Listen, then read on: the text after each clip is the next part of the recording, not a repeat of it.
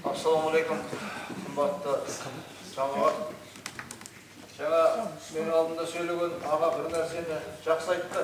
Арасында да 60-тан 70-тен асып кеткен азаттықтар жүрміз, жастар неге шықпайды, жастар деген әңгіме айтамыз. Менің аты жөнім Қалимажан Төлеген, Шығыс Қазақстан облысының Тарбағатай ауданынан. Осыдан 15 жыл бұрын ба екен, 20 жылдай бұрын ба екен, Совет Қазақатай марқұм айтатын, мен ауру адаммын, ауруымның аты ұлтшылдық деп. Сол сияқты мен де ауру адаммын, ауруымның аты ұлтшылдық. Бұл ауру маған 1974-81 жыл арасында әскер қатарында жүргенде жабысқан ауру болады. 2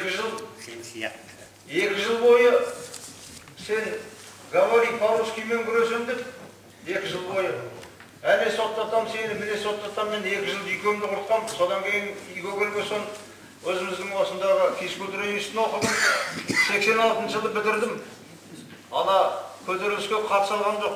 Бірақ қатыса алмасам да, кейін сол көтерілісті айыптап келген ауданның, облыстың басшыларының арасында бетім бүркетпей, егер де сол көтерілісті мен оқып жүрсем бірінші болып қатысарым деп, содан бері мені аудандағы бір бетбақтың бірі деп есептейді қазір.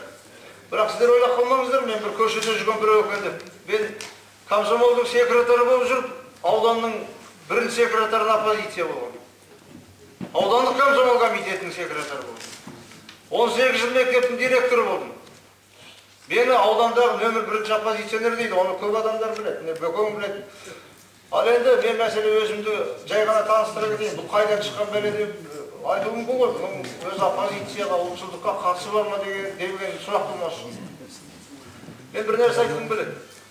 Мен өзі бірінші Аллаға, екінші мына қазақта қазақ деген, ұлт деген, намыс деген қаны бар азаматтардың туып жатқанына шүкіршілік етемін. Мысалы, жаңа атын айтып қалдым ғой, Совет Қазақатай, кешегі Михаил Есенәлиевичтер, міне Қасекең отыр, әне Жәкең отыр, апайымыз отыр. Кеше ғана осында Алматыда ешкімнен тайсалмай аштық жариялаған, ана Оралға барып, ана казактардың сап түзеген өздерінше анадай бір чалқы кеп, масаттанып кеп, артынан театрдың ба екінші есігінен қашып кетуіне себепкер болған азаматтар, ол тарихты ешкім ұмыта алмайды. Міне досекеңдер отыр. Бүкіл қазақ осы адамдарға арқасы үйді бүгін. Бүкіл қазақ. Бүгінгі партияның лидерлері. Жаңағы кешегі Қапияда оқышқан ана Заманбектер, кешегі Қапияда оқышқан Алтекеңдер, желтоқсандықтар, осылардың бәріне бүкіл қазақ арқасы үйді.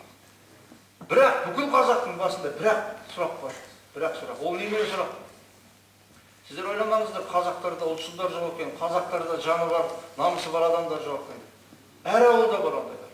Бірақ бәрі жалтақ қарайды. Себеп не?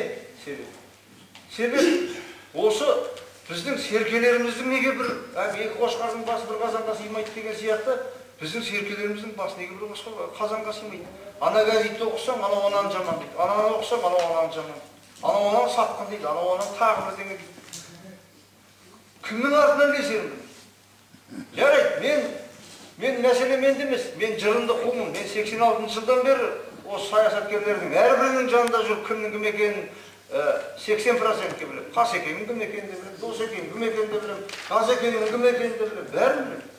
Өйткені мен содан бастап келе жатырмын. 24 жылға кеттім менің стажым.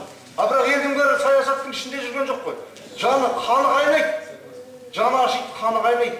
Бірақ та кімнің артынан десетін білмейді. Кімнің артынан десетін? Өйткені өздері бастар білмейді. Сіздер